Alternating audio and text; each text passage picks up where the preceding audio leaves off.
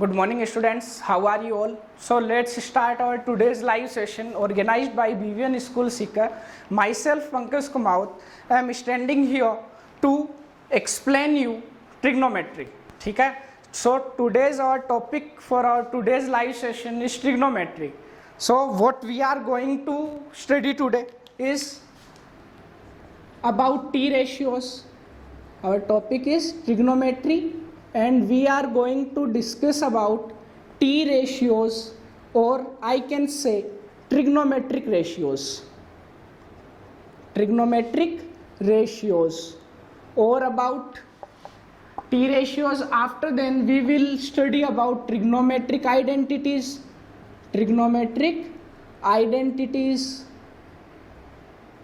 And we will discuss about standard angles of trigonometric ratios, value of standard angles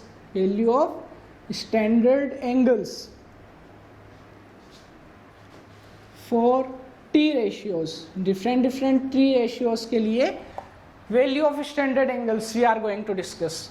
After then we will discuss about application of trigonometry. So these are the topics which we are about to discuss in our live session. Okay, so first question which arises in all of your mind, and when I was child and when I first time read trigonometry, then that question arises in mind too, that कि why we use trigonometry, कि क्यों use करते हैं हम trigonometry को. सो I can say कि trigonometry जो है वो आपके चारों तरफ है. ट्रिग्नोमेट्री क्या है? हर तरफ है, चाहे आपको दिखाई देती है या फिर वो नहीं देती है. ठीक है, तो देखो सबसे पहले ट्रिग्नोमेट्री को एक्सप्लेन करने के पहले मैं एक छोटी सी बात बताना चाहूँगा कि कहाँ पे काम में आती है, एप्लीकेशन क्या है. तो मान लेते हैं कोई माउंटेन है, ठीक है, and I have to measure it height. मेरे को क्या करनी है, इसकी हाइट मेजर करनी है. तो ऐसा तो है नहीं कोई मेजरमेंट टेप लेकर के जाएगा और ऊपर से वो उसको हैंग लटका रहा है नीचे, या कोई रस्सी ड्रॉप कर रहा है और उस रोप की हाइट जो लेंथ है वो फाइंड आउट करके लेंथ निकाली जा रही है. माउंट एवरेस्ट ले लो, सबसे बड़ी चोटी है वो अपने वर्ल्ड की, ठीक है, तो उसकी हाइट कैसे मेजर की गई होगी? कोई ऊपर तो चढ़ा नहीं होगा नापने के लिए. तो इसमें क्या किया होगा, हमें क्या चाहिए, सिर्फ इसकी हाइट मेजर करनी है. तो मेरे को सिर्फ यहाँ पे जो कोई इंसान इसको देख रहा है, इसके पीक को देख पा रहा है, क्या है ये पीक पॉइंट है ऐसे मान लेता हूँ. तो पीक पॉइंट को जो देख पा रहा है, मेरे को सिर्फ ये एंगल चाहिए. क्या चाहिए? ये एंगल चाहिए, जिसको बेसिकली मैं ट्रिग्नोमेट्री में रिप्रेजेंट करूंगा थीटा से, जो कि 8th letter of Greek alphabets है. कि ग्रीक अल्फाबेट्स का 8th लेटर होता है हमारा थीटा, जो हम यहाँ पे एंगल को रिप्रेजेंट करने के काम में लेते हैं. ठीक है, तो मेरे को देखो माउंटेन की हाइट करनी है, तो मेरे को सिर्फ क्या चाहिए, ये एक एंगल चाहिए और इसके पीक के नीचे से ये हाइट चाहिए. यानी कि मेरे को एक तो पता हो साइड और एक पता हो ग्राउंड के साथ में लेवल, या फिर अगर ऊपर कोई बंदा है तो वो किसी पॉइंट तक एंगल बनाएगा, ये एंगल मेरे को पता होना चाहिए. ठीक है, इस आई साइड से बनेगा, ये एंगल पता होना चाहिए. तो ये एंगल जितना होगा वही एंगल ये हो जाएगा हमारा. कैसे होगा आगे पढ़ेंगे हम. तो ट्रिग्नोमेट्री हर जगह काम में आती है, यही आपको मैं बताना चाह रहा हूँ. चाहे वो आपका मोबाइल के अंदर जो आप जीपीएस यूज करते हो, ग्लोबल पोजीशनिंग सिस्टम हो, या फिर इसके मिलिट्री के अंदर जो भी हमारे एयरक्राफ्ट है, वो दूसरे एयरक्राफ्ट की बीच की डिस्टेंस निकालनी हो, सामने वाले एयरक्राफ्ट की मेरे को स्पीड निकालनी हो, ठीक है, या फिर मेरे को क्या करना हो, कोई रिवर है उस रिवर की विड्थ फाइंड आउट करनी हो, चौड़ाई फाइंड आउट करनी हो विदाउट क्रॉसिंग इट, इसको क्रॉस किए बिना, या फिर मेरे को क्या करना हो, दो बिल्डिंग्स है, उन बिल्डिंग्स के बीच की मेरे को हाइट निकालनी हो या बीच की डिस्टेंस निकालनी हो, तो वहां पर हमारे सिर्फ और सिर्फ ट्रिग्नोमेट्री यूज होती है. सो ट्रिग्नोमेट्री के काफी सारे एप्लीकेशन है जो हमें पता भी नहीं एक्चुअली के अंदर. ठीक है, क्योंकि ट्रिग्नोमेट्री एक पूरी ब्रांच है मैथमेटिक्स की, जो कि हमारी निकल के आई है ज्योमेट्री से निकल करके. कैसे आई ज्योमेट्री से निकल के, इसके बारे में डिस्कस करते हैं हम. तो आगे चलता हूं मैं, ये इरेज कर देते हैं।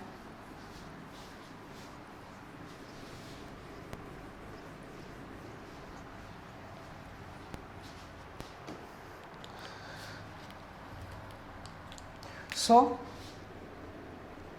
trigonometry is our today's topic, and I can say trigonometry is made up by using two Greek words. किससे मिलके बना है? दो ग्रीक वर्ड से मिलके बना है। First one is trigonon and second one is matron.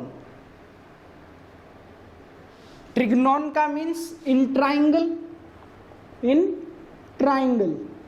And metron means in to measure, कि ट्राइंगल के अंदर जो भी मेजरमेंट्स किए जाएंगे उसकी साइड्स को लेकर के या उसके एंगल्स को लेकर के जो भी मेजरमेंट किए जाएंगे उन सबकी स्टडी को ही क्या बोलते हैं?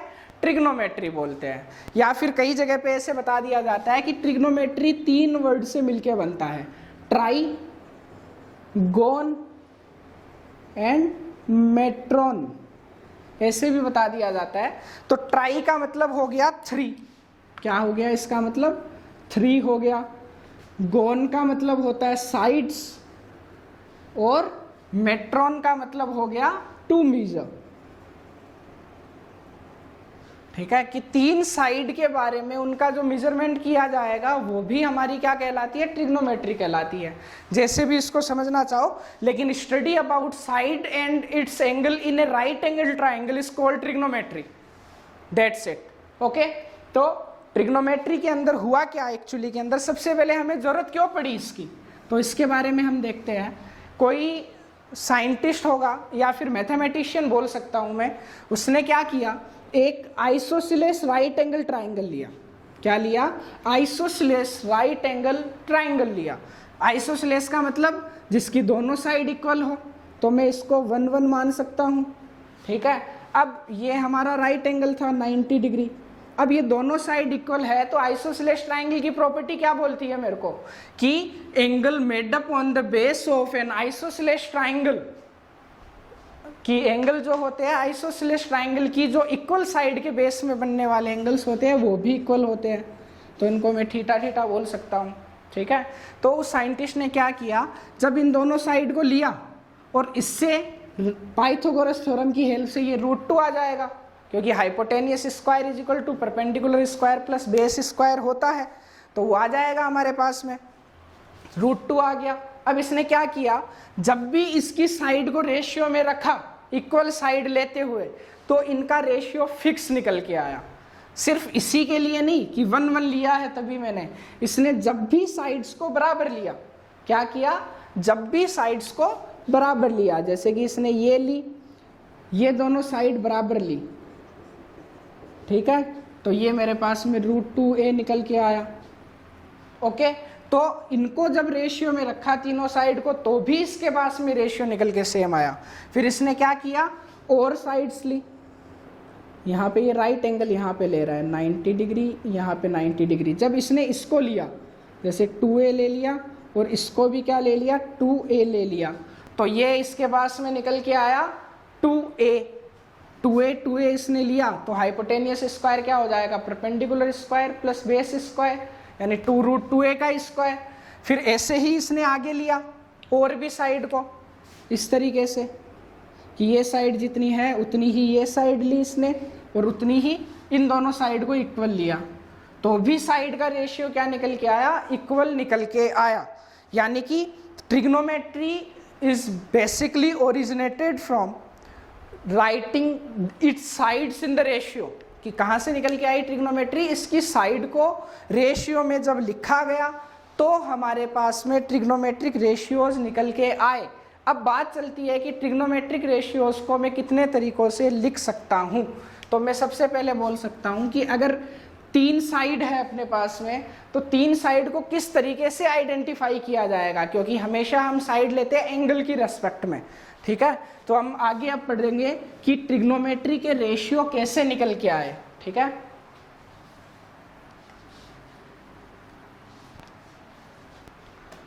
मैं ऐसे बोलता हूं कि एक राइट एंगल ट्राइंगल है, ये क्या है, एक राइट एंगल ट्राइंगल है।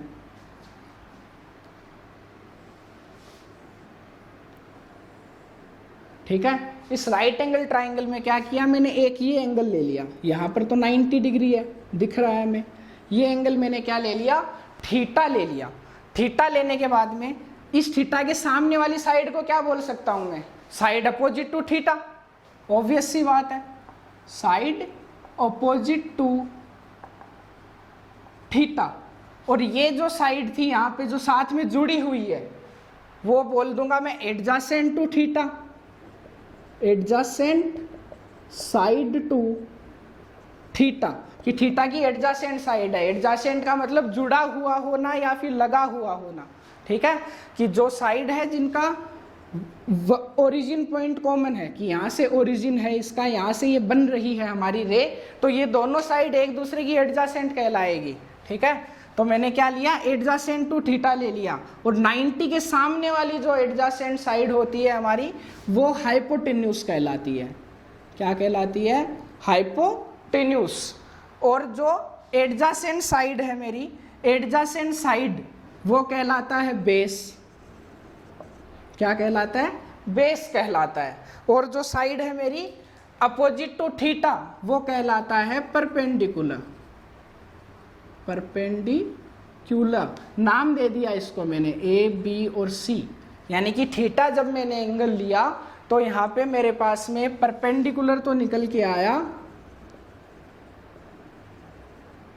फॉर थीटा, किसके लिए, थीटा के लिए। परपेंडिकुलर मेरे पास में निकल के आता है ए बी। फिर एडजासेंट साइड जिसको मैं क्या बोल सकता हूँ, opposite to angle, opposite to theta. उसके बाद में मैंने लिया कौन सा, एडजासेंट साइड, उसको बोल दिया बेस। तो बेस क्या निकल के आ गया मेरे पास में, बेस निकल के आया BC, जो कि क्या है, एडजासेंट टू थीटा है। और 90 की अपोजिट साइड को मैंने क्या ले लिया, हाइपोटेन्यूस ले लिया, जो कि मेरी है AC। कब आया ये, जब मैं थीटा एंगल लेके चल रहा हूँ। अब मैं ऐसे बोलता हूँ कि मैंने इसको घुमा दिया, क्या कर दिया, इसको मैंने घुमा दिया, और घुमा करके कुछ ऐसी सी स्ट्रक्चर बना ली। किस टाइप की, मैं ऐसे ले लेता हूँ कि मैंने ये राइट एंगल ट्राइंगल कुछ इस तरीके से घुमा लिया, और इस बार ये जो थी ये ऐसे घुमाई गई, तो ये A बन गया, ये B बन गया और ये C बन गया। पिछली बार एंगल मैंने C पे लिया था ना, इस बार मैं एंगल A पे लेता हूँ। ये मान लो किस पे ले रहा हूँ, A के ऊपर एंगल ले रहा हूँ, यहाँ पे ले रहा हूँ। यहाँ पे लेने पे थीटा की अपोजिट साइड तो क्या हो जाएगी, परपेंडिकुलर हो जाएगी। क्या हो गई, परपेंडिकुलर। और जो 90 के सामने वाली है वो क्या हो गई, हाइपोटेन्यूस हो गई। हाइपोटेन्यूस कभी भी अपनी पोजीशन चेंज नहीं करेगा, पोजीशन सिर्फ कौन चेंज करेगा, बेस और परपेंडिकुलर। यानी कि परपेंडिकुलर को एक्सप्लेन करना चाहूं तो मैं बोल सकता हूं the side opposite to angle is called perpendicular and the side opposite to right angle is called hypotenuse and remaining side is called base of the right angle triangle. ठीक है, तो हमने क्या किया, देखो थीटा के लिए जब मैं बात कर रहा था तो थीटा के लिए जो अपोजिट साइड थी वो तो क्या हो गई हमारे पास में, परपेंडिकुलर हो गया, निकल के आया AB। लेकिन इसके लिए जब मैं परपेंडिकुलर की बात करूंगा तो परपेंडिकुलर क्या हो जाएगा मेरे पास में, BC हो गया। इधर देखो परपेंडिकुलर क्या है, AB है, इधर BC हो गया। फिर मैं चलता हूँ बेस, तो बेस होती है मेरी एडजासेंट टू एंगल। तो एंगल के एडजासेंट कौन सा है, ये है ना, यहाँ पे देखो जुड़ा हुआ, तो क्या हो गया, AB हो गया बेस। और फिर हाइपोटेन्यूस तो मेरी वही रहेगी जो पहले थी, जो कि है AC। यानी कि देखो परपेंडिकुलर ने और बेस ने आपस में इंटरचेंज कर ली अपनी, BC तो बन गया परपेंडिकुलर और AB बन गया बेस, जब हमने एंगल चेंज करा उस टाइम। ठीक है, तो मैं यहाँ पर ही इसको समझाना चाहूँगा कि जब थीटा था तो थीटा की अपोजिट मैंने परपेंडिकुलर ली थी, लेकिन यहाँ पे मैं थीटा ना लेकर के कोई और वैल्यू ले लूँ जिसको मैं बोल सकता हूँ, मान लो अल्फा ले लिया मैंने। क्या ले लिया, अल्फा ले लिया। तो अल्फा की अपोजिट साइड इस बार क्या बन जाएगी, परपेंडिकुलर बन जाएगी, कि 4 अल्फा क्या हो जाएगा, परपेंडिकुलर बन गया मेरा BC। ठीक है, बेस जो है बेस मेरा कौन बन गया, बेस बन गया एडजासेंट साइड जो कि है ए बी, ठीक है, और हाइपोटेन्यूस मेरा वही है क्या, ए सी, ये कभी नहीं बदलता है। यानी कि जो परपेंडिकुलर और बेस है वो हमेशा एंगल की रेस्पेक्ट में वैल्यूज क्या करेंगे, परपेंडिकुलर और बेस आपस में एक्सचेंज हो जाएंगे। ओके, तो ये हमारे पास में 3 साइड्स होती है और इन 3 साइड के बीच में जो रिलेशन होता है उसको पाइथागोरस थ्योरम बोला जाता है। क्या बोला जाता है, पाइथागोरस थ्योरम, जिसको भी यहाँ शॉर्ट में बता देता हूँ कि ये तो साइड हाइपोटेन्यूस है, हाइपोटेन्यूस एक साइड हो जाएगी बेस और एक हो जाएगा परपेंडिकुलर। बेस और परपेंडिकुलर चेंज कर सकते हैं अपनी side with respect to angle, ठीक है। तो पाइथागोरस थ्योरम जो है वो ये बोलती है कि जो किसी भी राइट एंगल ट्राइंगल के अंदर जो लॉन्गेस्ट साइड है, लॉन्गेस्ट साइड जो है वो होती है हमारी हाइपोटेन्यूस। तो हाइपोटेन्यूस का जो स्क्वायर है वो हमेशा इक्वल होता है परपेंडिकुलर के स्क्वायर के, परपेंडिकुलर का स्क्वायर प्लस बेस के स्क्वायर के। यही पाइथागोरस थ्योरम है, ठीक है, कि मेरे को कोई भी एक राइट एंगल ट्राइंगल में कोई भी 2 साइड दे दी गई तो मैंने पाइथागोरस थ्योरम से तीसरी साइड फाइंड आउट कर ली। पाइथागोरस थ्योरम के अंदर एंगल का कोई रोल नहीं होता, लेकिन जब हम बात करेंगे ट्रिग्नोमेट्री के लिए तो ट्रिग्नोमेट्री में साइड के साथ साथ एंगल का रोल भी आ जाएगा, क्योंकि ट्रिग्नोमेट्रिक रेशियोज हमारे हर एक एंगल के लिए निकाले जाते हैं, ठीक है। तो राइट एंगल ट्राइंगल में हमारे पास में 3 साइड निकल के आई, कौन कौन सी, perpendicular the side which is opposite to angle which we are taking, after then base the side adjacent to angle, and hypotenuse जो कि होती है longest side which is opposite to right angle, ठीक है। तो 3 मेरे पास साइड निकल के आई। 3 साइड को मैंने कुछ इस तरीके से लिखा, कौन कौन सी, परपेंडिकुलर, बेस और हाइपोटेन्यूस। तो इनके मैंने क्या करे, कॉम्बिनेशन बनाए, साइड को रेशियो में रखा। कैसे, पहले लिखा P अपॉन बी, ठीक है, उसके बाद में मैंने लिखा, मैंने पहले लिखा P अपॉन H, फिर लिखा मैंने B अपॉन H, फिर मैंने लिखा P अपॉन B। क्या लिखा, 3 तरीके से लिखे, P upon H, B upon H and P upon B। और वैसे मैं देखना चाहूँ, साथ में आपको याद रखना है तो लिख लो PBP अपॉन HHB, ठीक है। यही मेरे ट्रिग्नोमेट्रिक रेशियोज आए। किस तरीके से, P अपॉन H जो है इसको तो मैंने लिख दिया साइन थीटा, यहाँ तो लिख देता हूँ T रेशियोज, इधर इनका लिख देता हूँ एब्रेविएशन यानी शॉर्ट फॉर्म, और सामने आ जाएगी इक्वल्स टू, ठीक है। तो पहला टी रेशियो जो मेरे पास में निकल के आया वो आया साइन, SINE, जिसका एब्रेविएशन मेरे पास में निकल के आता है SIN, शॉर्ट में बोला जाता है इसको, ठीक है। फिर दूसरा जो मेरे पास में निकल के आया वो आया कोसाइन, COSINE, साइन के पीछे को मैंने जोड़ दिया तो कोसाइन बन गया, और इसका एब्रीविएशन मेरे पास में निकल के आया कोस। और उसके बाद में जो तीसरा टी रेशियो था वो हमारा आया टेंजेंट। क्या आया, टेंजेंट निकल के आया, और उसका मैंने क्या कर दिया, शॉर्ट फॉर्म 10 लिख दिया, ठीक है। ये 3 रेशियो निकल के आए। फिर इन 3 के मैंने रिवर्स करे, 10 का मैंने रिवर्स करा तो ये निकल के आया मेरे पास में कोटेंजेंट। फिर कोसाइन का करा मैंने तो मेरे पास में निकल के आया सेकेंड। क्या निकल के आया, सेकेंड।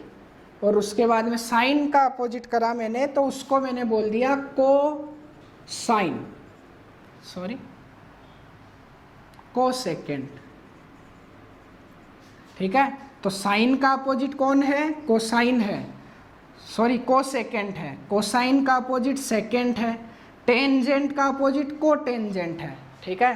तो इनसे मेरे पास में रेशियो निकल के आए जिनको मैंने शॉर्ट में लिख दिया sine cos tan cot, after then ये हो गया सेक, और ये लास्ट वाला हो गया कोसेक। अब ये जो भी मेरे ट्रिग्नोमेट्रिक रेशियोज में लिख रहा हूँ ये सारे के सारे रेशियो मेरे मीनिंगलेस है, इनका कोई मतलब नहीं है जब तक कि इन सब के साथ में मैं थीटा नहीं जोड़ देता। क्या नहीं जोड़ देता? जब तक सबके साथ में थीटा नहीं जोड़ देता इनका कोई मीनिंग नहीं है, ठीक है। तो ये 6 रेशियो आए, इनको इसी सीक्वेंस में आपको हमेशा याद रखना है, साइन, कोस, टेन, कोट, सेक, कोसेंट, कोसेक, और ये इनकी फुल फॉर्म्स है, ठीक है। तो साइन थीटा जो निकल के आया वो निकल के आया P अपॉन एच से। किससे आया? P अपॉन एच, यानी कि परपेंडिकुलर अपॉन हाइपोटेन्यूज। क्या आया? Perpendicular upon hypotenuse is known as sine theta, यानी कि ये मेरा क्या हो गया? साइन थीटा हो गया। फिर अगले वाला मेरा हो जाएगा कोस थीटा, यानी कि बेस अपॉन हाइपोटेन्यूज। क्या हो गया? Base upon hypotenuse is called cos theta. After then जो थर्ड वाला है मेरा वो हो जाएगा tan theta, which is known as ratio of perpendicular upon base. किसका रेशियो है? 10। परपेंडिकुलर और बेस का रेशियो है, परपेंडिकुलर अपॉन में बेस, ठीक है। फिर इनके मैंने रेसिप्रोकल कर दिए। कोट मैंने क्या लिख दिया? कोट मैंने लिख दिया बेस अपॉन परपेंडिकुलर। फिर सेक आया तो सेक मैंने क्या लिख दिया? कोस का अपोजिट है ना, देखो सेक, सेक किसका है? कोस का अपोजिट है, तो कोस बेस अपॉन हाइपोटेन्यूस है, तो ये हो जाएगा हाइपोटेन्यूस अपॉन बेस, ठीक है। ब्लैक से ही लिख देता हूँ इसको, क्या हो गया? Hypotenuse upon base. और कोसेक है साइन का रेसिप्रोकल, तो इसको मैं रिवर्स कर दूंगा, एच अपॉन पी, यानी कि हाइपोटेन्यूस अपॉन परपेंडिकुलर क्या हो जाएगा मेरा? साइन हो जाएगा, ठीक है। तो ये हमारे पास में 6 टी रेशियो निकल के आए। 3 तो हमने पहले निकाले साइन कोस टेन के, और 3 हमने रेसिप्रोकल करके निकाले कि साइन 10 का रेसिप्रोकल कोट है, कोस का रेसिप्रोकल सेक है, और साइन का रेसिप्रोकल कोसेक है, ठीक है। अब ये टी रेशियो लिखने का ये एक हमारा क्या हो गया? शॉर्ट मेथड हो गया, पीबीपी अपॉन एचएचबी। ये साइन कोस 10, फिर बी अपॉन पी हो जाएगा हमारा कोट, एच अपॉन बी हो जाएगा सेक, और एच अपॉन पी हो जाएगा cosec. Sine cos 10 cot sec cosec. अब इसको याद कैसे रखना है? तो इनको रटने की जरूरत नहीं है, आपको सिर्फ ये याद रखना है और ये सीक्वेंस याद रखना है, sine cos 10 cot sec and cosec. और इसको याद रखने का तरीका है, पंडित बद्री प्रसाद हर हर बोले। क्या है? फिर से सुन लो, पंडित बद्री प्रसाद हर हर बोले, तो शॉर्ट फॉर्म हो गई। या फिर एक और दूसरा इसका फॉर्म है जिस स्टेटमेंट से आप याद रख सकते हो, जो आप लोगों को शायद पसंद भी आएगा। मैं लिख सकता हूं इसको, पाकिस्तान भूखा प्यासा, हिंदुस्तान हरा भरा। पाकिस्तान यानी पी, भूखा प्यासा, हिंदुस्तान हरा भरा। तो ये तो आई थिंक सभी को सम आया होगा पसंद, इंडियंस को खास तौर पे। तो ये हमारे पास में 6 टी रेशियो निकल के आते हैं जब हम ट्राइंगल की 3 साइड्स को अपोजिट में रखते हैं उस टाइम पे, ठीक है। तो ये हमने टी रेशियोज के बारे में देख लिया। अब आपको कोई भी एक टी रेशियो दे दिया हुआ है तो हम बाकी के टी रेशियो निकाल सकते हैं। किस तरीके से? देखो एक एग्जांपल लेना चाहूँगा छोटा सा, यहीं पे समझ जाना आप। जैसे मैं बोल देता हूँ कि मेरे को दिया गया tan theta given, tan theta is equal to 3/4। क्या दिया गया? टेन थीटा दिया गया 3/4। तो हमें ध्यान होना चाहिए टेन थीटा क्या होता है? परपेंडिकुलर अपॉन बेस होता है। तो थीटा एंगल में यहाँ पे ले लूंगा तो थीटा के सामने वाला क्या होगा? परपेंडिकुलर होगा। और परपेंडिकुलर क्या दे रखा है? परपेंडिकुलर अपॉन बेस होता है। परपेंडिकुलर 3 दे रखा है, बेस 4 दे रखा है। तो हाइपोटेनियस क्या हो जाएगा? 3 का स्क्वायर प्लस 4 का स्क्वायर, यानी कि √25 इक्वल टू 5। तो मेरे पास में हाइपोटेनियस आ गया 5। तो परपेंडिकुलर है आपके पास में 3, बेस है आपके पास में 4, और हाइपोटेनियस है आपके पास में 5। तो यहाँ पर रख करके वैल्यूज हम बाकी के 5 ट्रिग्नोमेट्रिक रेशियोज निकाल सकते हैं, ठीक है। यानी कि आपको अगर एक रेशियो पता हो तो बाकी के जो 5 रेशियो है हम फाइंड आउट कर सकते हैं। तो कई क्वेश्चन ऐसे अराइज होते हैं, एग्जाम में आ जाते हैं कि आपको एक रेशियो दे देगा और फिर बोलेगा कि सोल्व, कोई एक्सप्रेशन दे देगा कि 10 square theta plus sec square theta divided by sine theta minus cos theta का होल स्क्वायर, इसको सोल्व करो। तो हमें क्या करना है, टेन तो दे ही रखा है, टेन की हेल्प से सेक निकालूंगा, साइन निकालूंगा, कोस निकालूंगा, वैल्यू पुट करके सोल्व कर दूंगा, बस मेरे पास में आंसर आ जाएगा इस एक्सप्रेशन का जो आपको सोल्व करवाना चाह रहा है वो एग्जामिनर। ठीक है, तो इस तरीके से हम इनको सोल्व कर सकते हैं। अब आगे का जो वीडियो है हमारा वो हमारा चलेगा, टी रेशियो हमने पढ़ ली है, अब हम पढ़ेंगे जो भी इनके बीच में रिलेशन होते हैं, ठीक है, टी रेशियोज के बीच में, और जो भी ट्रिग्नोमेट्रिक आइडेंटिटीज हमारे पास में निकल के आती है वो किस तरीके से आती है उसके बारे में डिस्कस करेंगे। हाँ, तो देखो आगे चलते हैं। अब now we will discuss about other formulas of trigonometric ratios and trigonometric identities, कि वो फॉर्मूले कैसे हमारे डेराइव हो रहे हैं। ठीक है, तो सबसे पहले तो sign cos ten cosec cosec के हमें फॉर्मूले पता चल गए कि वो कैसे निकल के आ रहे हैं, पीबीपी अपॉन एचएचपी के फॉर्मूले से। ठीक है, अब आगे हम चलते हैं। तो देखो sine theta is equal to क्या होता है, sine theta is equal to होता है perpendicular upon hypotenuse, and cos theta is equal to क्या होता है, बेस अपॉन हाइपोटेनियस। होता है नहीं होता है, होता है। और टेन थीटा क्या निकल के आया, टेन थीटा निकल के आया परपेंडिकुलर अपॉन बेस। ये तीन फॉर्मूले होते हैं। अब देखो मैं साइन थीटा कोस थीटा को अगर अपॉन में लिखता हूँ, sine theta by cos theta is equal to, तो perpendicular upon hypotenuse upon base upon hypotenuse, तो ये ऊपर जाएगा और ये h अपॉन बी बन जाएगा, तो कट गया।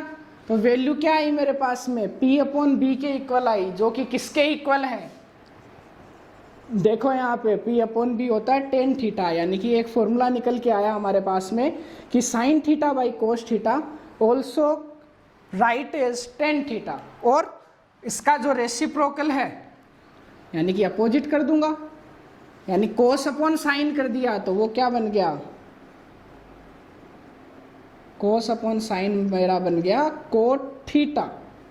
ओके, तो दो फॉर्मूले और देख लिए हमने कि sine theta upon cos theta is equal to tan theta and cot theta is equal to cos theta by sine theta. उसके अलावा क्या फॉर्मूले होते हैं, सारे एक एक करके देख लेते हैं हम इसी टाइम।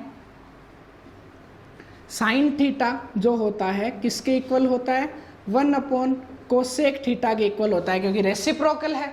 तो कोसेक थीटा को देखो इधर में मल्टीप्लाई करूँ तो क्या निकल के आया, sine theta into cosec theta equals to one, यानी कि साइन थीटा और कोसेक थीटा को आपने अगर मल्टीप्लाई कर दिया तो वो क्या हो जाएगा, वन के इक्वल हो जाएगा।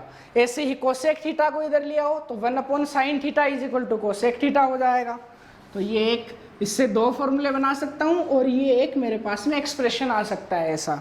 उसके बाद में मैं दूसरा लिखना चाहूँ तो लिख सकता हूँ cos theta is equal to one upon sec theta. ठीक है, तो ये सेक थीटा इधर मल्टीप्लाई होगा तो मेरे पास में क्या आ जाएगा, cos theta multiplied by sec theta equals to one. ये दूसरा एक्सप्रेशन निकल के आ गया।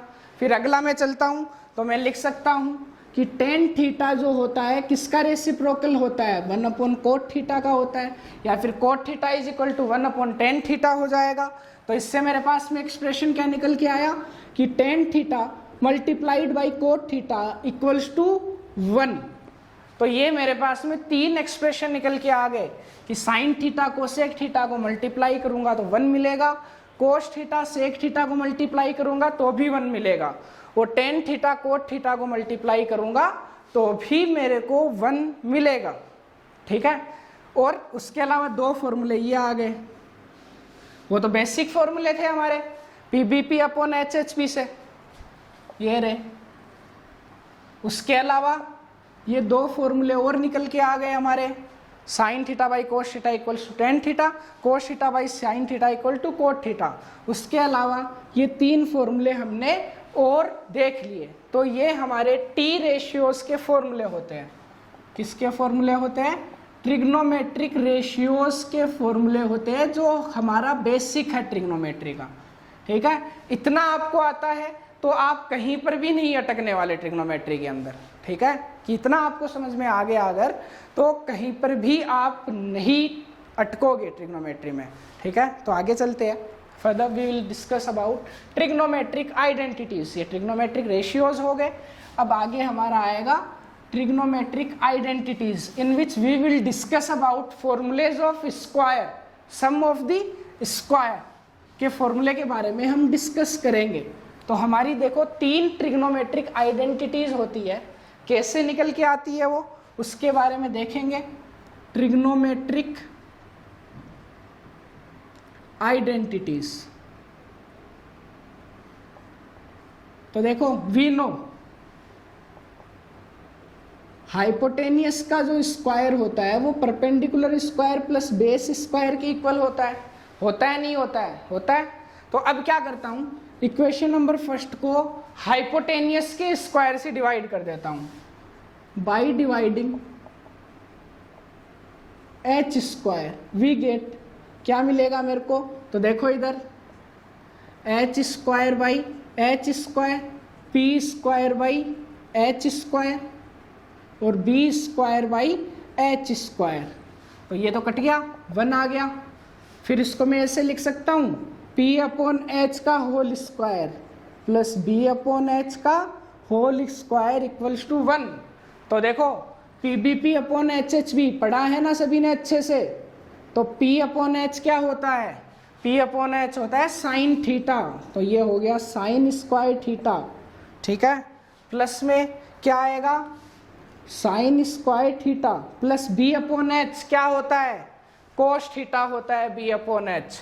तो ये हो गया cos square theta equals to 1। This is our first trigonometric identity, पहली आइडेंटिटी मेरे को मिल गई। उसके बाद में मैं आगे चलता हूं तो अगेन इस बार किससे डिवाइड करूंगा, बाई ये मेरे पास में लिखी हुई है पाइथागोरस थ्योरम। इस बार मैं क्या कर लेता हूं, इसको ऐसे लिख लेता हूं बी स्क्वायर तो यहीं रखा और एच स्क्वायर प्लस का पी स्क्वायर उधर आके क्या हो गया माइनस का पी स्क्वायर। अब इसको बी स्क्वायर से डिवाइड कर दो by dividing b square. We get, क्या आएगा बी स्क्वायर से डिवाइड करने पे, तो b square by b square कर सकता हूं दोनों तरफ, इक्वेशन मेरी बैलेंस में है।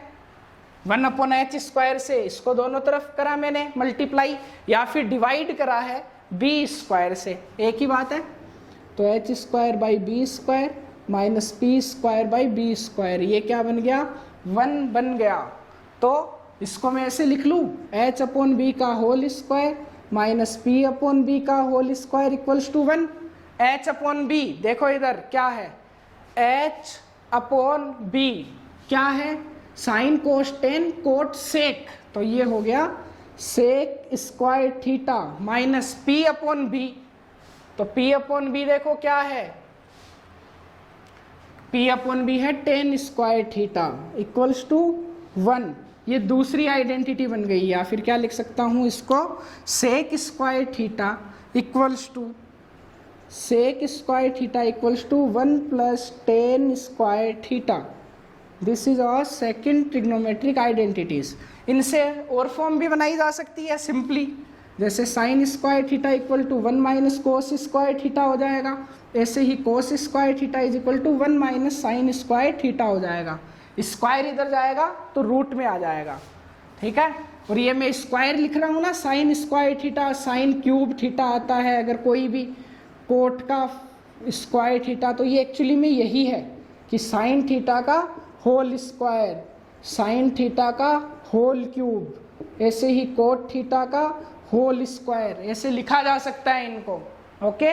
तो ये हमने दूसरी आइडेंटिटी निकाल ली। अब हम निकालेंगे तीसरी आइडेंटिटी। एक बार तो मैंने हाइपोटेनियस से डिवाइड करा, एक बार मैंने बेस से डिवाइड करा। तो अब किसकी बारी आई, अब आई परपेंडिकुलर से डिवाइड करने की बारी।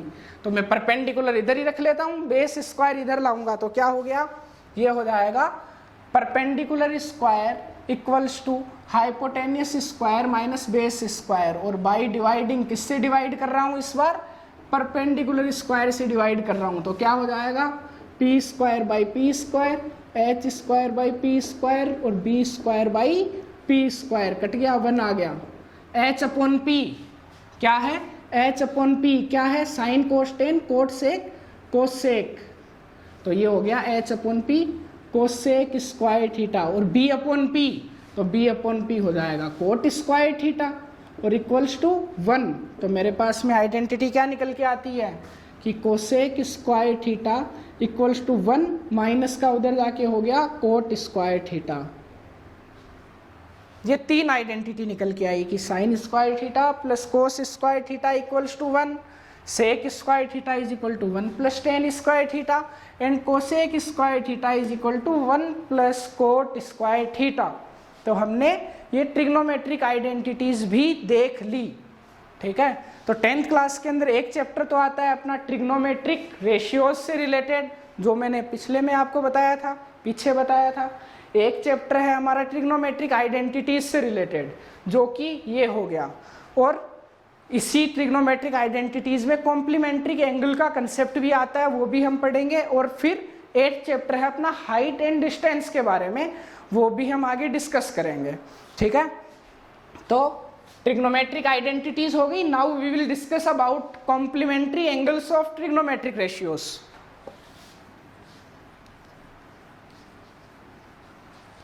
Okay, so let's continue.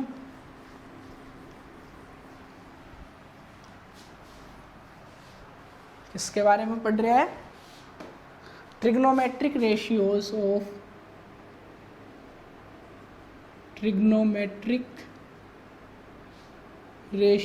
Of complementary angles.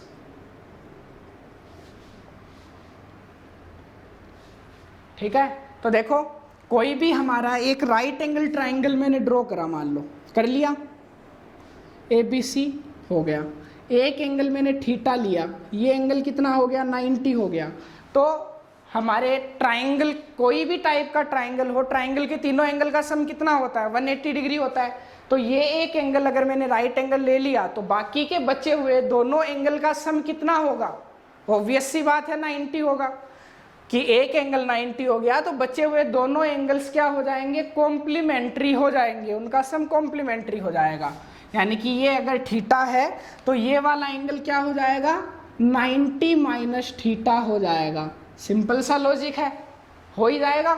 अब इन दोनों के लिए देखो मैं क्या करता हूँ, ट्रिग्नोमेट्रिक रेशियोज निकालता हूँ। कौन कौन से? Sine theta, cos theta, tan theta, cot, sec and cosec. Sine क्या होता है? तो PBP अपॉन HH भी लिख लेता हूँ। किसके लिए निकाल रहा हूँ? थीटा के लिए निकाल रहा हूँ। तो थीटा के लिए ये तो क्या है?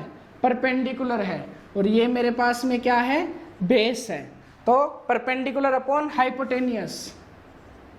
परपेंडिकुलर क्या है इसके अंदर? देखो साइन थीटा के लिए AB है, फॉर थीटा AB तो है परपेंडिकुलर, BC है बेस, और AC तो हमेशा क्या रहेगा? हाइपोटेन्यूस ही रहेगा। और फॉर 90 माइनस थीटा, किसके लिए? फॉर 90 माइनस थीटा के लिए। तो इसके लिए BC तो हो गया परपेंडिकुलर, BC क्या हो गया? परपेंडिकुलर हो गया, और बेस क्या बन जाएगा? AB बन जाएगा। रिवर्स हो गए, एक्सचेंज कर लिए, क्योंकि इसके लिए ये हो जाएगा परपेंडिकुलर BC, और AC अभी भी मेरा क्या रहेगा? हाइपोटेन्यूस ही रहेगा। तो sine theta is equal to लिख सकता हूं मैं क्या? Perpendicular upon hypotenuse. तो परपेंडिकुलर देखो क्या है मेरे पास में? परपेंडिकुलर है मेरे पास में AB। लिखते जाओ एक एक करके। परपेंडिकुलर अपॉन हाइपोटेन्यूस जो कि है AC। कोस थीटा है, तो कोस थीटा के लिए मैं क्या करूंगा? कोस थीटा के लिए मेरे पास में आ जाएगा बेस अपॉन हाइपोटेन्यूस। तो बेस है मेरे पास में यहाँ पे BC, और हाइपोटेन्यूस है AC। फिर टेन थीटा है, तो टेन थीटा के लिए मेरे पास में परपेंडिकुलर अपॉन बेस, तो परपेंडिकुलर है AB, और बेस है मेरे पास में क्या? BC, और इनके रेसिप्रोकल कर दो तो BC अपॉन AB, फिर AC अपॉन BC और AC अपॉन AB। ये हो गए बाकी के 3 रेशियो। और अब किसके लिए निकालूंगा मैं? अब निकालूंगा 90 माइनस थीटा के लिए। तो 90 माइनस थीटा के लिए क्या हो जाएगा? इधर की तरफ लिख लेता हूं मैं, sine 90 minus theta, cos 90 minus theta, tan 90 minus theta, cot, sec and cosec. ये सब 90 माइनस थीटा के लिए, या जो कॉम्प्लीमेंट्री एंगल है उसके लिए मैं निकाल रहा हूँ। तो इसके लिए मैंने साइड लिख रखी है, ऊपर कौन सी साइड क्या है, तो साइन वही रहेगा परपेंडिकुलर अपॉन हाइपोटेनियस, लेकिन परपेंडिकुलर कौन है, BC है, और हाइपोटेनियस क्या है, AC है। और देखो इधर BC अपॉन AC किसके इक्वल है, कोस थीटा के इक्वल है। तो ये मैं बराबर क्या लिख सकता हूँ, कोस थीटा लिख सकता हूँ। उसके बाद में कोस 90 माइनस थीटा है, तो कोस 90 माइनस थीटा क्या हो जाएगा हमारे पास में, वही बेस अपॉन हाइपोटेन्यूस। तो बेस है मेरे पास में AB और हाइपोटेन्यूस है मेरे पास में AC। फिर tan के लिए निकालता हूँ, तो tan वही परपेंडिकुलर अपॉन बेस, तो परपेंडिकुलर है BC और बेस है मेरे पास में AB। ऐसे ही इनको रेसिप्रोकल कर लो, AB अपॉन BC, फिर AC अपॉन AB और AC अपॉन BC, ये मेरे पास में निकल के आए। तो देखो AB अपॉन AC कोस 90 माइनस थीटा के बराबर है, लेकिन AB अपॉन AC देखो यहाँ पर किसके बराबर है, साइन थीटा के बराबर है। तो यहाँ पे मैं क्या लिख सकता हूँ, साइन थीटा लिख सकता हूँ, ठीक है। उसके बाद में टेन थीटा है, तो टेन थीटा देखो BC अपॉन AB आया, लेकिन BC अपॉन AB देखो किसके बराबर है, कोट थीटा के बराबर है। तो यहाँ पे मैं क्या लिख सकता हूँ, कोट थीटा भी लिख सकता हूँ। ऐसे ही कोट 90 माइनस थीटा है, वो AB अपॉन BC आया है, तो AB अपॉन BC देखो ये रहा, किसके बराबर है, टेन थीटा के बराबर है। तो ये हो गया टेन थीटा। उसके बाद में ये आ जाएगा sec 90 minus theta AC upon AB, तो AC upon AB cosec theta के इक्वल है, तो ये हो गया कोसेक थीटा। और लास्ट में कोसेक हो जाएगा सेक थीटा। तो देखो क्या रिलेशन निकल के आया कि sine 90 minus theta cos theta के इक्वल होता है, cos 90 minus theta sine theta के इक्वल होता है, tan 90 minus theta cot theta के इक्वल होता है, cot 90 minus theta tan theta के इक्वल होता है। तो इससे मैं क्या रिलेशन निकाल सकता हूँ, इससे मैं रिलेशन निकाल सकता हूँ कि साइन जो हमारे फॉर्मूले हैं कि sine theta is equal to cos 90 minus theta और cos theta is equal to sine 90 minus theta, ये निकल के आया। तभी इनको क्या बोला जाता है, साइन और कोसाइन कॉम्प्लीमेंट्री एंगल के सेंस में को यूज हो रहा है कि एक एंगल का जो साइन है वो दूसरी एंगल के कोसाइन के इक्वल होगा। तो sine theta cos 90 minus theta हो गया। उसके बाद में मैं आगे चलता हूँ, तो tan theta is equal to cot 90 minus theta, या फिर मैं लिख सकता हूँ कोट थीटा जो होगा वो टेन 90 माइनस थीटा के इक्वल होगा। ये दूसरा पेयर आ गया, तभी टेंजेंट को टेंजेंट कहलाते हैं ये। उसके बाद में तीसरा है, तो sec theta is equal to cosec 90 minus theta और cosec theta is equal to आ जाएगा सेक 90 माइनस थीटा। ओके, तो ये हमारे कॉम्प्लीमेंट्री एंगल्स के फॉर्मूले पूरे हो जाते हैं, ठीक है। इसके अलावा ट्रिग्नोमेट्री की जो टेबल है वो टेबल भी हमें बनानी होती है, ठीक है। तो वो टेबल किस तरीके से बनाई जाती है इसके बारे में हम डिस्कस करते हैं। तो चलो आगे चलते हैं कि ट्रिग्नोमेट्रिक रेशियोज जो है, ट्रिग्नोमेट्रिक रेशियोज की टेबल किस तरीके से बनाई जाती है उसके बारे में एक बार फटाफट देख लेते हैं। उसके बाद में इसकी जो हाइट एंड डिस्टेंट एप्लीकेशन है उस पे बेस्ड क्वेश्चंस भी देखेंगे, जो हमारा मेन मोटो है, ठीक है। तो देखो सबसे पहले मैं बोल सकता हूँ हमारे पास में 6 ट्रिग्नोमेट्रिक रेशियोज है, sine theta, cos, tan, cot, sec and cosec. और जो हमारे स्टैंडर्ड एंगल्स है जिनके बारे में हम टेबल निकालते हैं वो होते हैं हमारे 0 degree, 30 degree, 45 degree, 60 degree and 90 degree. अब देखो मेरे को इसकी टेबल बनानी है, तो किस तरीके से बनाऊंगा। सबसे पहले 0 से लेके 4 तक नंबर लिख लूंगा यहाँ पे, 0 1 2 3 4। क्या किया, 0 1 2 3 4 लिखा। उसके बाद में सबको 4 से डिवाइड कर दूंगा, सबको क्या कर दूंगा, 4 से डिवाइड कर दूंगा। कर दिया। डिवाइड करने पे जो भी वैल्यू आती है इन सबको क्या कर दूंगा, स्क्वायर रूट निकाल दूंगा इनका, ठीक है। तो ये 2/4 थी, तो ये क्या हो गई, 1/2 हो गई, हो गई नहीं हो गई, हो गई। अब इनका रूट करूंगा, तो 0 का रूट 0, जीरो का रूट क्या निकल के आया, जीरो निकल के आया। फिर 1/4 का रूट, तो 1 का रूट 1 और 4 का रूट 1/2, ये हो गया 1/√2। ये हो गया √3/4 का √2 और 4/4 क्या आ गया, 1 आ गया। तो ये जो मेरे पास में वैल्यूज निकल के आई, ये निकल के आई है साइन के लिए। ठीक है, क्या किया, 0 से 5 तक 4 तक नंबर लिखे, सबको 4 से डिवाइड कर दिया, सिंप्लीफाई करके जो भी वैल्यू आई उसका रूट करने पे हमारे पास में वो साइन की वैल्यू हो गई 0, 1/2, 1/√2, √3/2 और 1। ठीक है, अब जो साइन की वैल्यू आई है मेरे पास में, उस वैल्यू को मैं क्या कर दूंगा, रिवर्स कर दूंगा, इधर की तरफ से पकड़ूंगा और ऐसे लिख दूंगा। तो 1 आ गया, फिर √3/2 आ गया, फिर 1/√2 आ गया, फिर 1/2 आ गया और फिर 0 आ गया। इतना समझ में आया होगा, क्लियर। उसके बाद में tan theta is equal to क्या होता है, tan theta is equal to होता है sin theta by cos theta. उसके अलावा दो वैल्यू 1/0 इनफाइनाइट होता है और 0/1 0 होता है। ठीक है, तो देखो sin theta by cos theta, tan theta है तो इन वैल्यूज को डिवाइड कर दो, 0/1 क्या आया, 0 आया, 1/2 अपॉन √3/2 क्या आया, 1/2 और डिवाइड के अंदर है कौन, √3/2।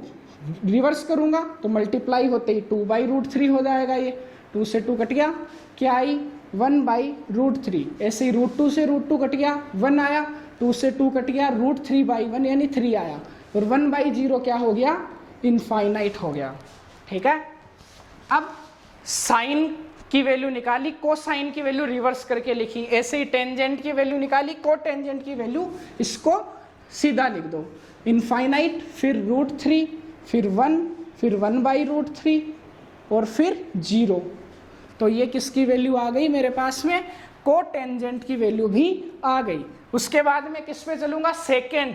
तो सेकेंड क्या होता है, सेक होता है कोस का रेसिप्रोकल। तो कोस की वैल्यू आई है, इनको 1 के अपॉन में लिख दो सारी।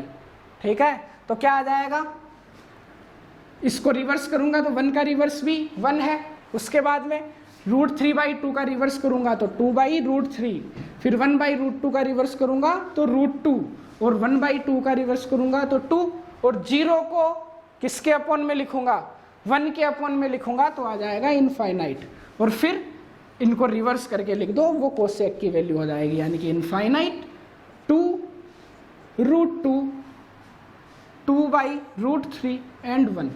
तो ये हमारी टेबल बन गई, किसके लिए, ट्रिग्नोमेट्रिक रेशियोज जो है उनके स्टैंडर्ड एंगल्स की जो टेबल होती है वो इस तरीके से बनाई जाती है।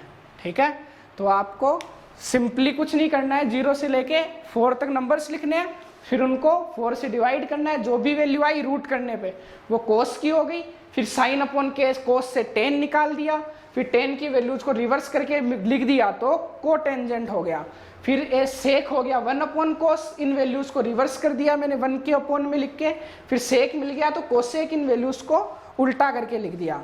ठीक है, क्योंकि एंगल कॉम्प्लीमेंट्री होते हैं, ये 0 है, ये 90, ये इनफाइनाइटी है, ये सेम होती है, हर जगह है, दो के पैर के अंदर, ये देख सकते हो आप। ठीक है, तो ये हमारी टेबल हो जाती है स्टैंडर्ड एंगल्स के लिए। वैसे तो ट्रिग्नोमेट्री के अंदर हर एक एंगल के लिए वैल्यू पॉसिबल होती है, साइन 1 डिग्री की भी वैल्यू होगी, 2 डिग्री की भी होगी, 3 डिग्री, 4 डिग्री, इवन 1.5 डिग्री के लिए भी वैल्यू पॉसिबल होती है, क्योंकि एंगल है, एंगल तो 0 डिग्री से 360 तक कितना भी हो सकता है। ठीक है, और हमें सिर्फ 90 डिग्री तक ही पढ़ना होता है 10th क्लास के अंदर, क्योंकि हम फर्स्ट क्वाड्रेंट से सेकंड क्वाड्रेंट में भी नहीं जाते हैं। फिर 11th क्लास के अंदर हम डिटेल में पढ़ते हैं इसको, second, third, fourth quadrant, symbol कैसे चेंज होते हैं, वो सब आगे की बातें हैं, तो अभी इसको नहीं बता रहा हूँ मैं। ओके, तो ये ट्रिग्नोमेट्रिक रेशियोज जो भी होते हैं उनके, ट्रिग्नोमेट्रिक रेशियोज के standard angles of trigonometric ratios, उसकी टेबल मैंने बना दी। ठीक है, अब फटाफट से हम क्या करते हैं, जो भी ट्रिग्नोमेट्री है, ट्रिग्नोमेट्री की जो भी एप्लीकेशन होती है, हाइट एंड डिस्टेंस, तो हाइट एंड डिस्टेंस से रिलेटेड कुछ क्वेश्चन देखते हैं कि ये हमने माथापच्ची करी इतनी तो क्यों करी। ठीक है, तो चलो आगे चलते हैं, इसको इरेज कर दे रहा हूं मैं।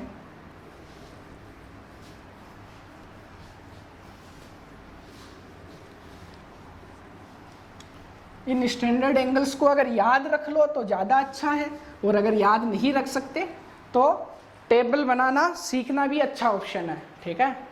Nothing is something is better than nothing, okay.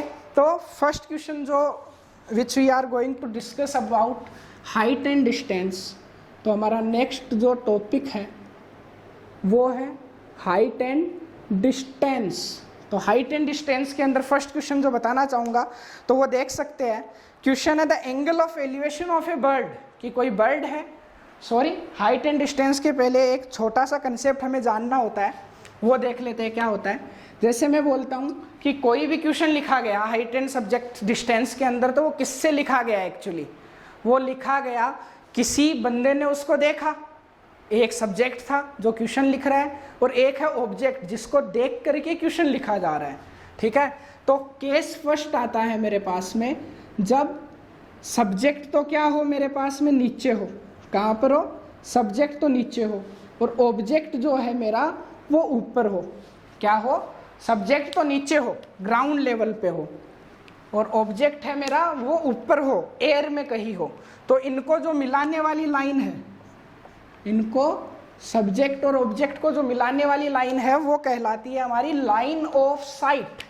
क्या कहलाती है, लाइन ऑफ साइट, जिसको मैं बोल सकता हूं दृष्टि रेखा, शॉर्ट फॉर्म LOS से इसको रिप्रेजेंट कर दिया जाता है, ठीक है।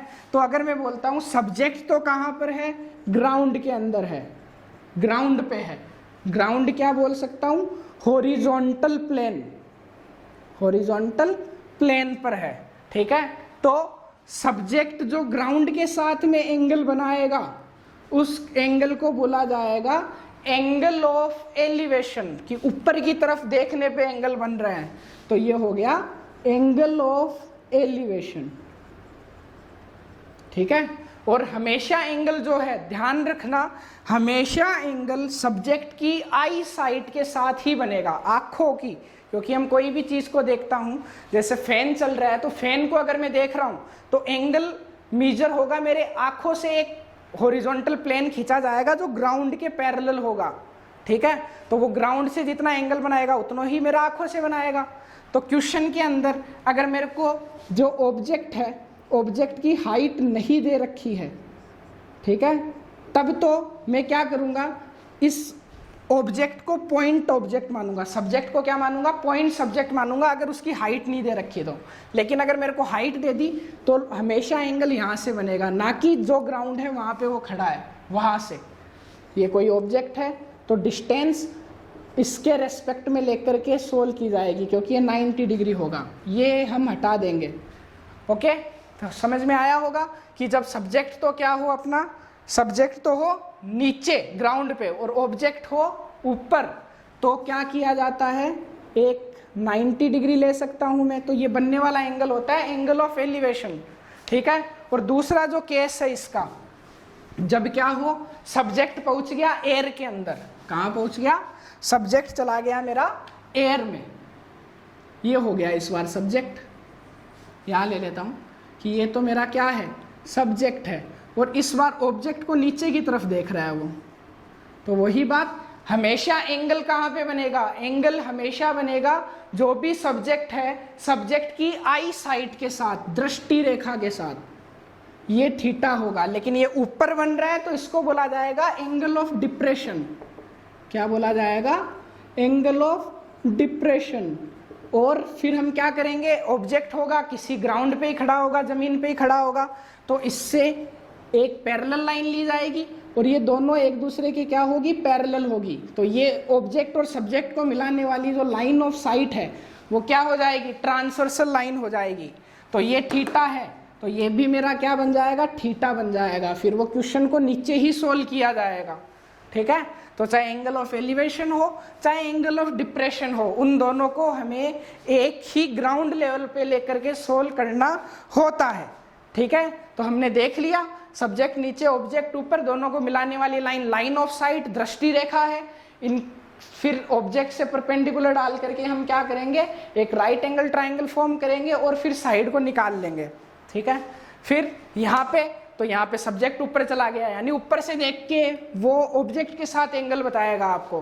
तो सब्जेक्ट का एंगल हमेशा बनेगा किसके साथ, angle of depression I side के साथ। फिर ये एक दूसरे के क्या हो जाएंगे, अल्टरनेट इंटीरियर एंगल्स हो जाएंगे। तो ये थीटा ले लिया जाएगा यहाँ पर भी, ठीक है। तो ये दो तरह के एंगल होते हैं, angle of elevation and angle of depression. अब आगे चलते हैं इसके क्वेश्चन सोल्व करने की ओर, ठीक है। तो देखो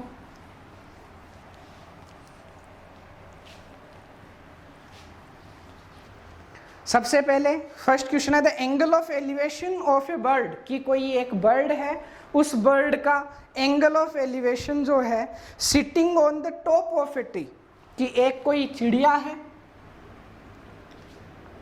यहाँ पे बर्ड है, बी से दिखा दिया मैंने, ठीक है, यहाँ पे है बर्ड। अब ये क्या बोल रहा है कि एक ट्री के टॉप पे वो लगी हुई है, चढ़ी हुई है। तो ट्री को मैंने वर्टिकल से शो कर दिया, ये क्या है, मेरा ट्री है, ठीक है।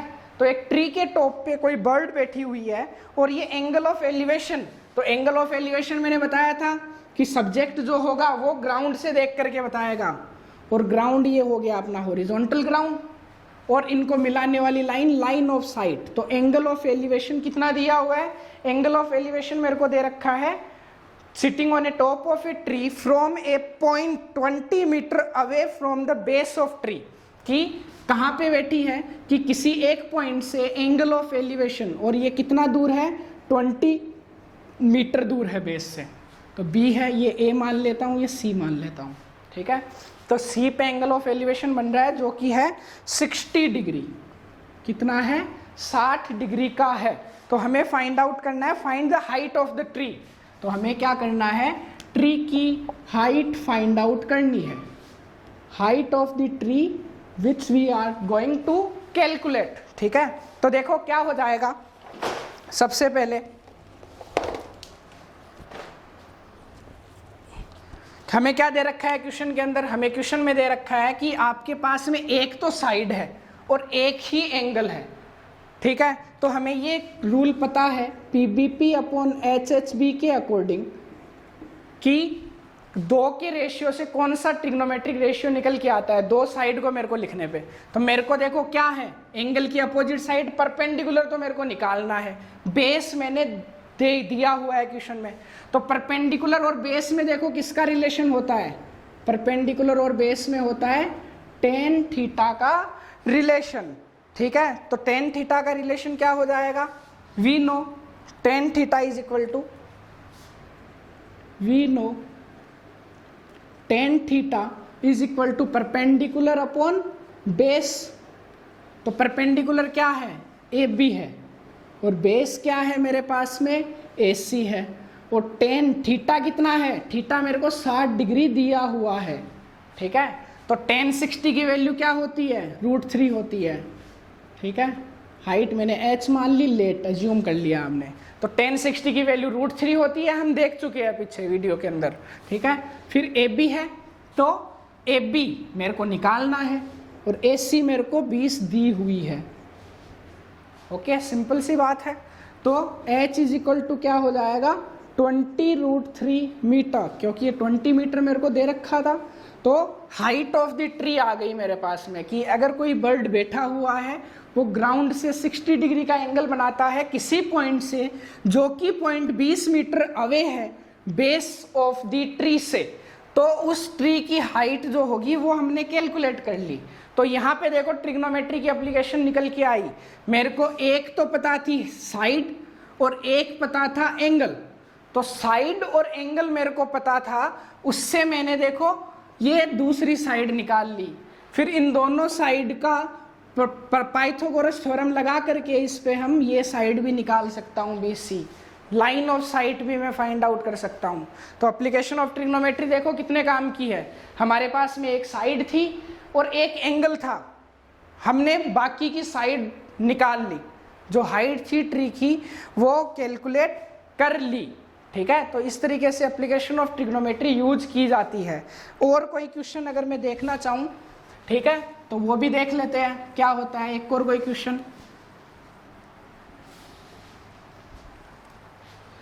एक और क्वेश्चन है, दिया हुआ है मेरे को कि ऑन ए प्लेन, कि किसी प्लेन पे, कोई ग्राउंड पे plane land the shadow of a student of height 1.5 metre, कि एक स्टूडेंट है और उस स्टूडेंट की शैडो की हाइट कितनी है 1.5 है। तो ऑब्वियस सी बात है शैडो कहाँ पे बनेगी, शैडो तो ग्राउंड पे ही बनेगी। ठीक है, ये बोला है on a plane land the shadow of a student of 1.5 metre at any time in the day is 1 metre, कि शैडो स्टूडेंट तो है 1.5 मीटर का और ये शैडो बनाता है 1 मीटर की। किसी ABC ट्राइंगल के लिए मैंने ले लिया ये 90 डिग्री है। ठीक है, ये फर्स्ट सिचुएशन मेरे को दे रखी है। उसके बाद में बोल रहा है कि on the same day and at the same time, same day same time पर और सेम प्लेन पे, कि shadow of a tower is 5 metre, कि एक टावर है और उस टावर की जो शैडो है वो कितनी है मेरे पास में 5 मीटर है। ठीक है, तो मेरे को क्या निकालना है कि find the height of the tower, तो टावर की हाइट मेरे को निकालनी है, जिसको मैं क्या मान लेता हूँ H मान लेता हूँ, और ट्राइंगल को नाम दे दिया मैंने DE और F। ठीक है, तो देखो परपेंडिकुलर दे रखा है, बेस दे रखा है, एंगल यहाँ पे ले लेता हूँ अगर मैं, और इसका एंगल यहाँ पे ले लेता हूँ।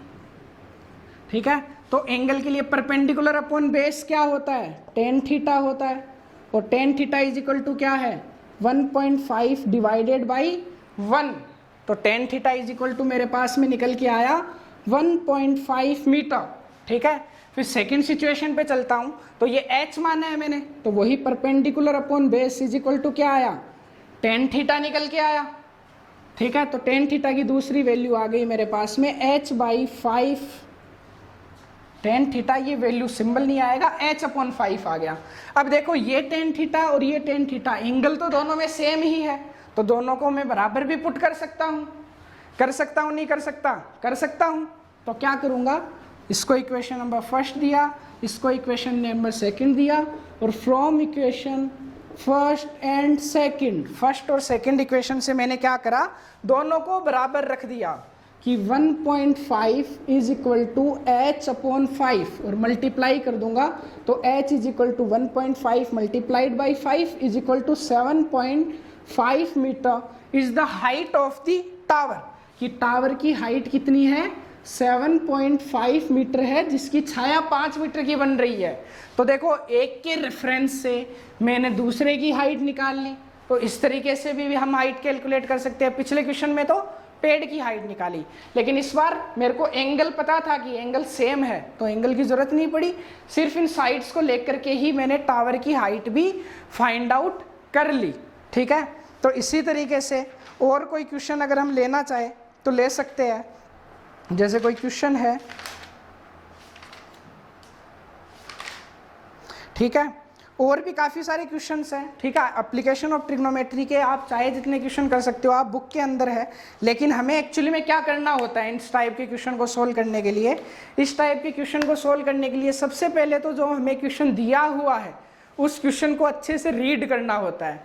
रीड कर करके वो सारी क्वांटिटीज वैल्यूज हम निकाल लेते हैं जो हमें दी हुई है, और फिर according to situation of the question में जो सिचुएशन दी हुई होती है उसके अकॉर्डिंग हम डायग्राम ड्रॉ करते हैं।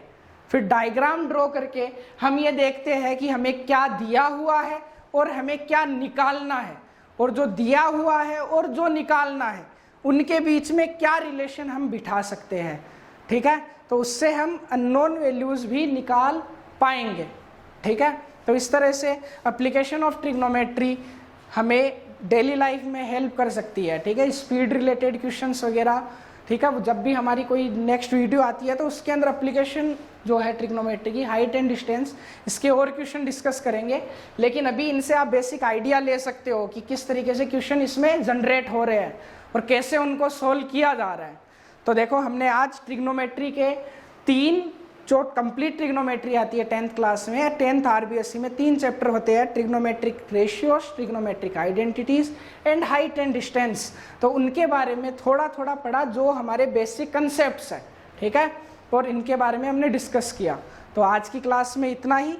Thank you all of you, good bye.